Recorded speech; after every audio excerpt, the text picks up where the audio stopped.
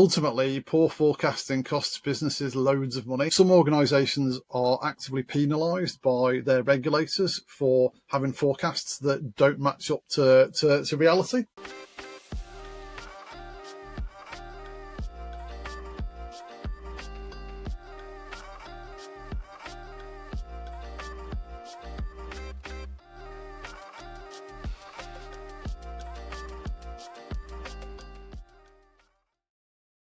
Hello, everyone, and a very, very warm welcome to our Hypercube Energy Forecast. My name is Ivona Voroneckaja. I'm an engineering manager, a previously senior data scientist at Hypercube Consulting.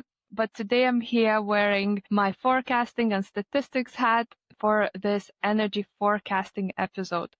Before I go ahead and introduce our guest on the podcast, who some of you may find a familiar face, I just wanted to tell you a little bit more about myself, my background, and why I love forecasting so much. So I actually come from academia. I've spent just over 5 years at the University of Glasgow, both lecturing and researching statistics and machine learning, particularly focused on that predictive algorithm development. So for those of you interested, a little snippet. So I developed an automatic architecture selection method for hierarchical mixtures of experts. That included some really cool stuff like adapting reversible jump algorithm to handle the notorious low acceptance rates, as well as introducing some new algorithms, which I called a gate swap to make the model even more adaptable. The reason I'm telling you all of this is just to basically have a glimpse and share an insight of like, I really, really love this stuff. From moving on from academia, I kind of got into consulting and never really looked back. So I applied predictive modeling across a lot of industries, starting from modeling like the likelihood and probability of somebody defaulting on a mortgage payment, all the way to forecasting short-term PR campaign performances. I really, really loved seeing data science in real world and how that made a difference and helped these users of the data make informed decisions. In the past, just over 2 years, I've been more focused in the energy area. So as an engineering manager at Hypercube, I help and contribute to our teams building world-class forecasting and analytics capabilities for organizations in the energy sector. So we work on forecasting key indicators such as heat decay, domestic energy consumption, but also work on more complex energy derivatives such as net imbalance volumes, etc. Overall, our goal is to help our customers navigate energy market complexities and set them up for success, really. So excited, as you can imagine, given my background for this conversation with Duncan. Duncan, would you like to introduce yourself, your role, and tell our listeners a little bit more about your journey into energy? Absolutely. So I'm super excited to be here, returning from the mist of time in podcasting break. So my name's Duncan Bain. I'm part of the customer advisory team here at SAS UK, and I cover primary industries, energy and manufacturing for Northern Europe. So to give you the kind of idea of the geography, that's the UK and Ireland, and then the Nordic countries, so Sweden, Finland, Norway, Denmark, etc. So that's what I do now. Previous to this, I was head of data and insight at Scottish Power Energy Retail. And if anyone has seen my LinkedIn profile, you'll see that the first thing up on that is Energy Nerd. So I've been in the energy industry now for probably almost 2 decades. And prior to that, I worked in financial services for a bit. So I know a little bit about pensions and investments as well. But I wouldn't take any investment advice from me based on those criteria. You should be careful saying that, Duncan. People might just flood to you with for expert advice. Not on that, hopefully. Amazing. Thank you so much for the introduction. And as an energy nerd, let's just dive straight into it. Why do you think energy forecasting is such a critical issue today? Specifically, what's kind of changed from maybe a market and policy perspective to make it so complex? So a long time ago, when we first envisaged the energy network, we designed it to have big generators in the middle, and then we distributed power out to the edges. And so all you really needed to know was how much power was required. So kind of classical load forecasting.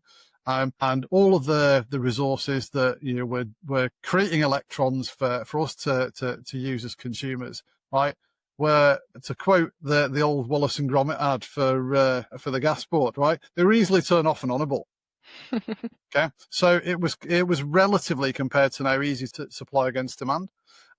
Now, much more recently than that, we've started to really try and reverse the flow of electrons through the network. So, all of the assets that we're building are now at the edge of the network, and we're pushing all those electrons back from the edge towards the middle, right? And the types of assets that we're now deploying, are much less easily turned off and onable, because they rely on renewable resources like wind and solar, right?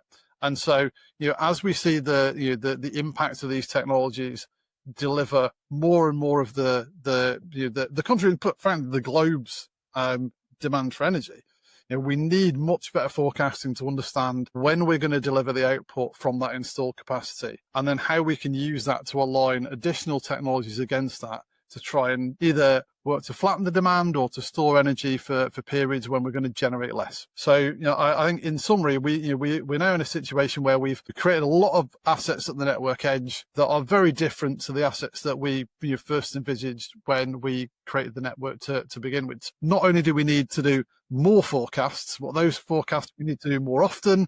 They're more complex, and they're against different types of assets. Absolutely. And if I can just add on to your last thing that you've just said, from sort of data science perspective, energy forecasting is just so fascinating, specifically because of all of these complexities that perhaps cause some of the frustrations on the other side of the coin when it comes to energy forecasting. So we all know there's like strong seasonality. There's basic things that you said that we are going to know how to handle. In the winter, we heat way more than we do in the summer. Then there's daily activity cycles. People don't use as much energy when they're sleeping. So if we're just using domestic kind of scenario as an example here, and that challenge from the modeling perspective comes when we introduce the mix of those stable cycles and very volatile short-term shocks. So things you've obviously already mentioned, like weather changes, renewable intermittency, policy shifts, having, EVs, home solar, all of that comes into play as well. So the forecasting, how it's done these days to account for all of these complexities, it must balance those long-term patterns and short-term volatility, which makes it a very fascinating and very interesting problem to solve. And then on the other hand, when you forecast, you always kind of get it slightly wrong, don't you? It is a forecast, so it's so valuable to look at those errors. So where you went wrong, why you went wrong. So forecasting errors are almost a second stage to modeling what's happening. So they give us some insights on systematic bias, new trends, and unlike other industries in energy, we absorb such high frequency, again, sort of echoing what you said, such high frequency real-time data that we do need those more robust, scalable models. So just to kind of continue that discussion, how do you think the growth of renewables and prosumer energy impact forecasting accuracy and methods from your point of view? The biggest change, and kind of what we've both kind of talked about, if we tried to sum that up in one word, it would be uncertainty. Yes. Right. So lots of things are happening, and we can't be certain that they will happen. Right. So I mean, I think you raise a really good point. Forecasts are always wrong, right? Because as yet we cannot tell the future. So, the first person to have a forecast that's 100% correct, I will be phoning them up and asking them for the winning lottery numbers, because that's how difficult it is to get them right. So what we want to do is we want to get the least wrong forecast, and we want to be able to adjust our forecasting methodology based on things that happen as we know them. So, I mean, weather's a really good example of this. So now we've just had Storm Amy here in the UK. On the Thursday, it was forecast to pretty much come right over the top of my house. So, of course, on the day before, we went out and took trampoline down and did all of these things to make sure that, all of our garden furniture wasn't going to end up in next door's garden furniture. And then on the day, it blew about 50 miles north of us, and we just got the kind of edge of it. And so even if you're pretty sure something's going to happen, there's a good chance it probably won't. But equally, when it comes to do things like forecasting the weather, on a very short-term basis, there's about a 50% chance that the weather tomorrow will be the same as it is today. And so what you're trying to do is balance all of that uncertainty. Now, so like I said, back in the day when we're largely reliant on thermal generation, you could just make it work harder, or make it work less hard. Whereas, when we're looking at install capacity in wind and solar, you've got, issues about, whether or not the install capacity is going to deliver that capacity.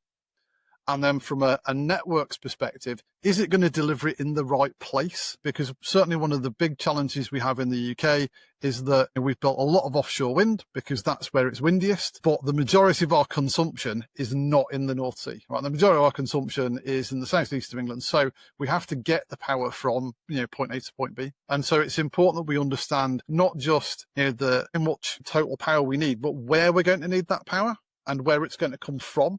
And then we have to start trying, matching those forecasts up against each other to say, well, where are the gaps there? Where are we going to need to potentially import over the interconnectors?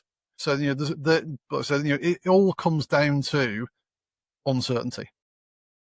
Yeah, absolutely. And just to touch up on a little bit on what you said, the weather tomorrow is very likely to be similar to the weather that we're having today. Let me just use some examples here just to bring that kind of modeling flavor to the conversation.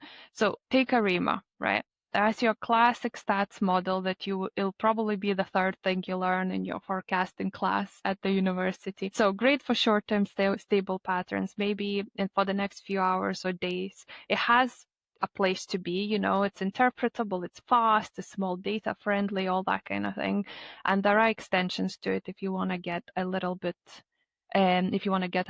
more complexity out of the model. We can do like up to Sarimax and things like that. However, when we do get all of these complex dynamics, nonlinear effects, everything that you've been talking about, various levels of uncertainty, we usually turn to slightly newer methods, specifically deep learning. So if we take an LSTM as an example, that is quite well positioned to handle those complex dynamics, demand shifts, consumer behavior, all the things that we kind of spoken about. It processes data in batches, so that helps to capture kind of long-term dependencies and allows us to handle the data at bigger volumes.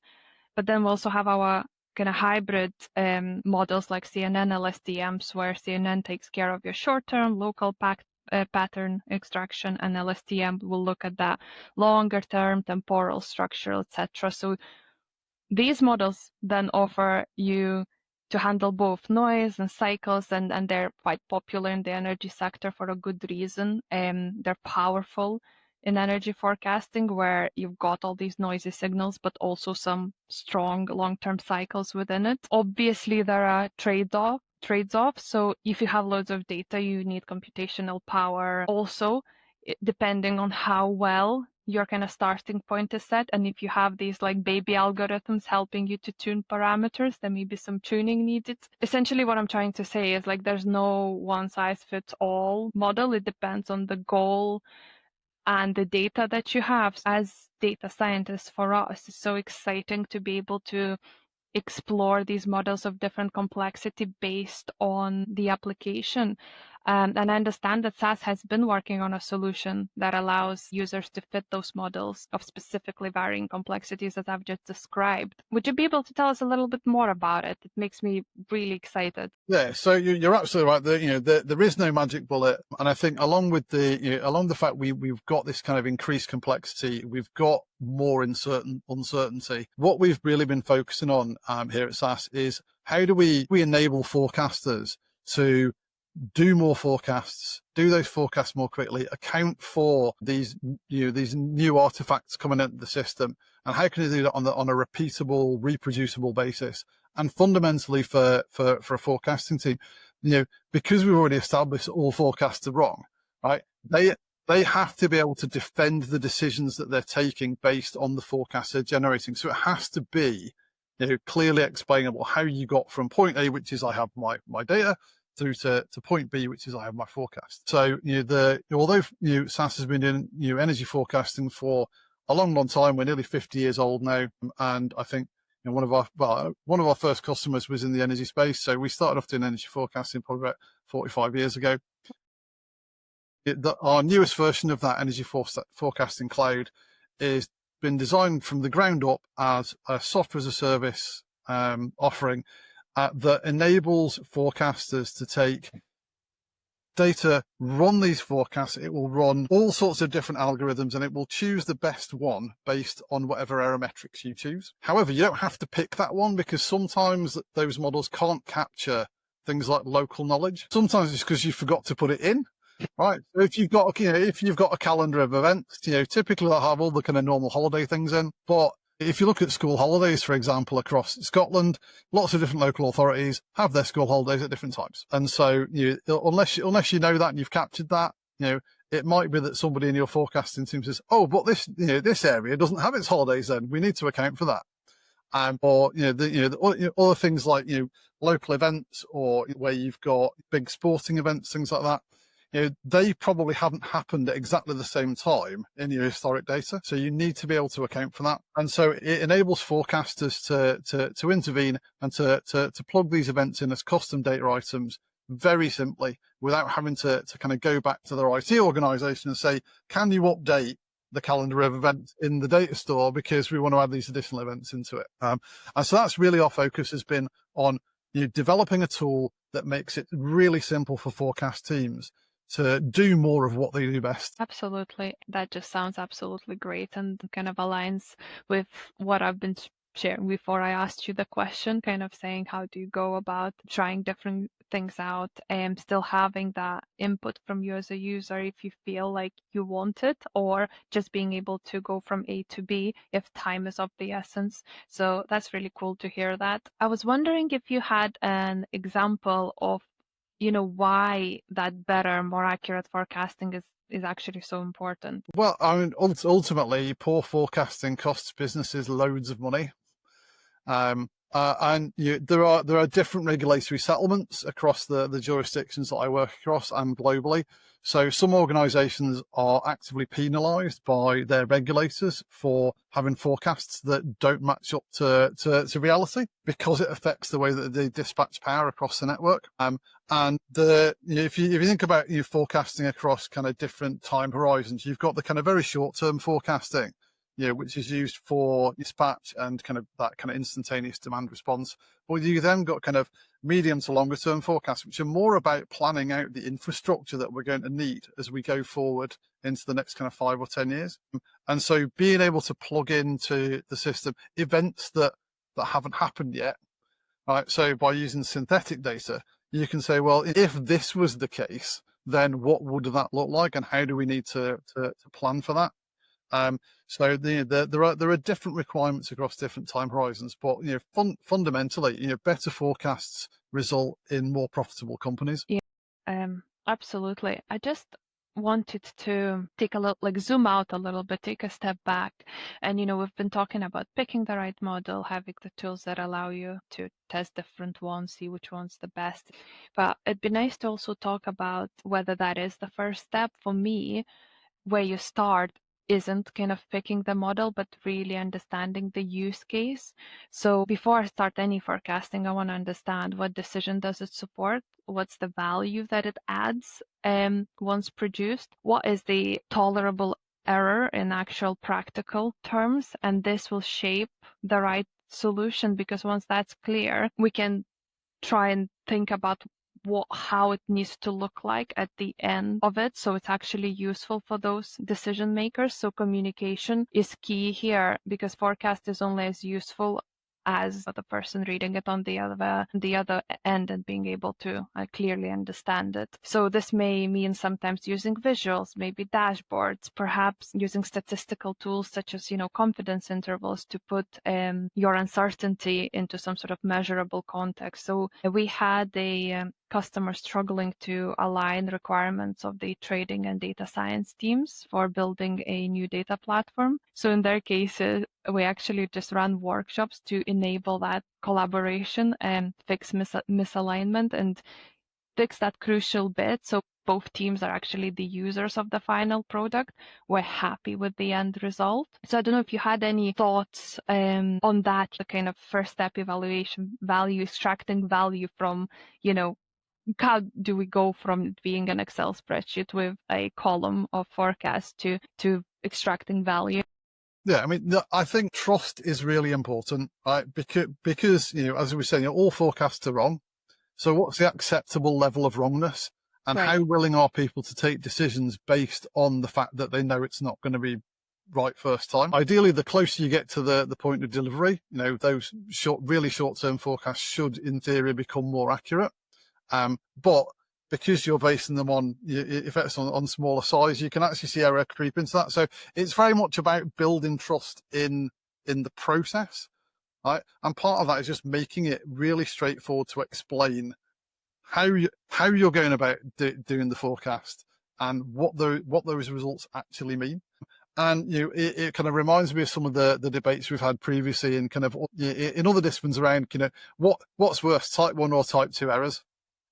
Right, so it's is it better to be under forecast or over forecast, or are you trying to split the difference between those two things? And that's going to depend on largely what's the financial result of doing that. So for instance, if you're trading on it, are you going to have a portfolio that contains too much power? In which case, what do you do with it? Or are you going to have a portfolio that doesn't contain enough power? In which case you're really looking at trading at market rates to get that point of delivery, which can be, but not always, extremely costly. One of the things that kind of brings us back to uncertainty is if you look at a market like Nord Pool, it quite often now trades at negative prices because of oversupply from renewables. And so, being oversupplied in that market is probably less good than being undersupplied. But in other markets, the reverse is true. So it very much depends on, as you say, what is the use case? What are we going to use these forecasts to do? What decisions are we going to take based on these forecasts? And again, if you're looking at longer term forecasts, you really need to have a good idea of what you're not including in that model. So if you're thinking about building out some new network infrastructure, right? If you're saying, well, we're just basing this on our historic data plus an idea what a percentage uplift might be, right? In order to say, what's the increased demand going to be from electric vehicles, right? Then that's only going to be one part of the picture. If you fail to take into account the fact that we're also going to see, big growth in home energy storage, that forecast could be quite far off. So you've really got to understand what you're doing it for, who's going to be using it, and it is absolutely critically right to build trust in the forecasting process.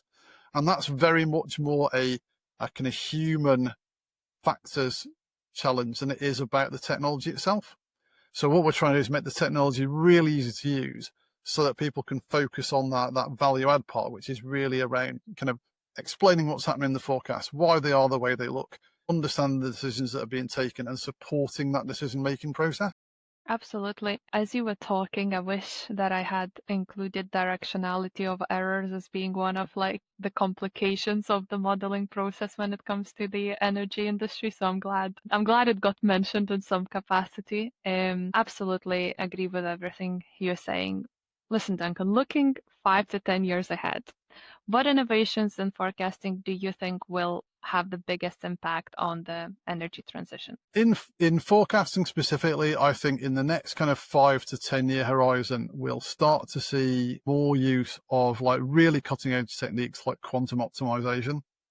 So, quantum has been on the horizon for, since I've been in the data game, right? Everyone's been talking about quantum, but it's only relatively recently that we've started to see, quantum machines that are available for doing this kind of testing. And so, I think the first place we'll see that is in operational research processes where the complexity warrants the use of quantum computing. And I think that one of the next places we'll see that is as we see more and more complexity and more uncertainty come into forecasting, we will start to see the potential there for quantum techniques, especially where you've got relatively small volumes of data to base your prediction on. So one of the things that we've shown through our research here at SAS on optimization problems is that although quantum might not outperform classical techniques in terms of its outputs, it will maintain its accuracy even if you reduce the amount of data that's available to the model. And so I definitely think we'll start to see something in the quantum space come into energy forecasting, certainly in that kind of 5 to 10 year time period. It's exciting. Which is exciting, isn't it? Yep. Let's do a quick fire questions, if that's okay with you. Just first thing that comes to your mind. You ready? Okay, easy questions. I'll try. Forecast the future. What will the energy grid look like in 2030? It will look mostly the same as it does today, but we'll have put even more assets at the edge of the network. Cool. What's the most surprising forecasting insight you've ever come across? Well, that's a good one. I think the most surprising to other people, right, I think, is that past performance is not necessarily a guarantee of future performance. Right? And we say that in financial services all the time, but historically and for a really long time, it was true that past performance was a guarantee of future performance. But over the last kind of 5 or 6 years or so, particularly as we went through the big kind of societal change that COVID brought, where we moved demand around enormously in that period, and we're kind of settling into a new normal. So for quite a while, the kind of historic performance really didn't tell you that much about the future performance, and so learning to adapt to that quickly is where companies had the opportunity to thrive or just to get by. So I think that's probably the most surprising thing is how people just thought that it would continue on the way it always had done, but in reality we've made a lot of changes in a very short space of time. So even if we kind of deployed all the new assets that we have, that's quite a big change. But then to really move all of the demand around very, very quickly, and you could observe that in the results that came out. So you see, basically on the day everybody got sent home, the day after that, the load profile of the country was completely different. And then probably the second most surprising thing about that period, I think for a lot of people who aren't in the, really deeply into the energy industry, is that a lot of people just kept doing what they were doing before. Because for many, many industries, you can, if you're a manufacturer of goods, that can only happen in the factory. You can't send that manufacturing home. So there were just, a lot of workers who were, really hot in all their additional PPE, but they were still getting into work every day. They were still getting up at 6 a.m., doing the commute, going into their place of business, doing their work, coming home. So their load profiles didn't really change that much. Whereas office workers like myself, we, instead of having to go up at 6 to get a train, we could have an extra half an hour in bed, which is lovely, but it meant that we squashed all that consumption into a much shorter period. So there are kind of two things in kind of really recently that I think have come as a surprise to more than one person when I've talked about it. And it's an absolute game changer, isn't it? Because the way you've done things before doesn't work anymore, and you have to change, you have to adapt, you have to do something differently. And I'm referring to how the forecasts were made in the context of what you just said. So yeah, thank you so much for that insight. That was interesting. Usually when we wrap up the episode, we ask people where they can go to find out more about you and energy forecasting. But this time, very conveniently, there's a webinar coming up on the 23rd of October. So if you enjoyed this episode, you can join Adam and Duncan for a deep dive into energy forecasting, as well as showcasing some new tooling from SAS and Hypercube. Depending on when you're listening to this, you can either watch it live or there will be a recording available in our show notes as well. But for those people that just want to learn more about you and SAS in general, where should we direct them to? So you go to the SAS website, www.sas.com. And you'll find all sorts of information about all the different things we do there, including energy forecasting. And I'm on LinkedIn. I'm usually at all sorts of different events. So if you spot me out and about one of those, please do stop me and say hello, or drop me a line. I'll be very happy to chat. Amazing. Listen, Duncan, thank you so much for joining us for the second time at a Hypercube Energy Forecast. It has been an absolute pleasure talking to you about all things forecasting, and I hope we can do it again sometime in the future. I think one of the things that shows how important this subject area is that we talked about energy forecasting way back in episode 8,